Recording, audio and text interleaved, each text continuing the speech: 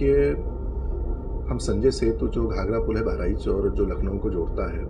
उस विषय पर आज हम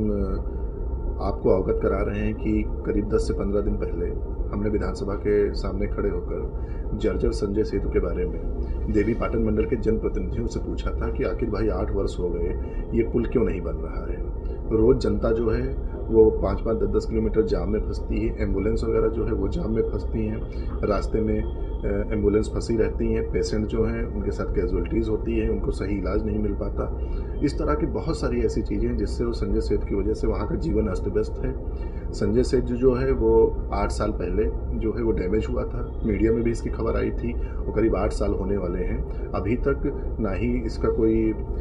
स्थायी समाधान निकला है और ना ही इस पर कोई बोलने को तैयार है। हर बार बस यही खबरें आती हैं कि बहुत जल्द जो है वो पुल का निर्माण शुरू हो जाएगा, 6 लेन पुल बनेगा, डीपीआर हो गया है, वित्तीय वर्ष में होगा,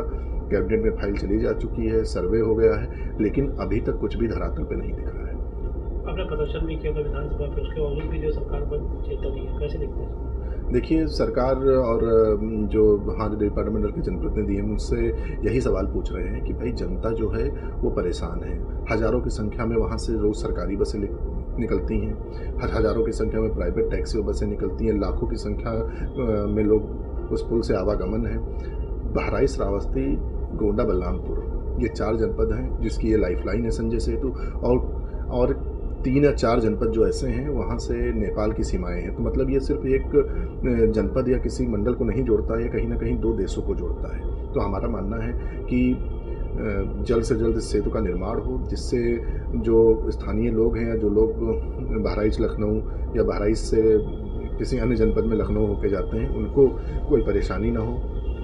और जो चिकित्सा को लेके, एम्बुलेंस को लेके, शिक्षा को, किसी का एग्ज़ाम होता है, उसका पेपर छूट जाता है, किसी की फ़्लाइट होती है, जाम की वजह से फ़्लाइट छूट जाती है, किसी को हाई कोर्ट आना है, उसका टाइम पे नहीं पहुंच पाता है। इसके अलावा बहुत सारी ऐसी चीज़ें और सबसे बड़ी चीज़ है मेडिकल। जैसे एम्बुलेंस, किसी का एक्सीडेंट हुआ, किसी की कैजुअल्टी हुई, वो इमरजेंसी में उसको ट्रामा सेंटर लखनऊ से रेफ़र किया गया, पता चला रास्ते में जाम लगा है, तो उसको सही टाइम पर उसका इलाज नहीं हो पाता है, जिसके कारण जनता जो है परेशान है, त्राहिमाम कर चुकी है। आदम गोंडवी साहब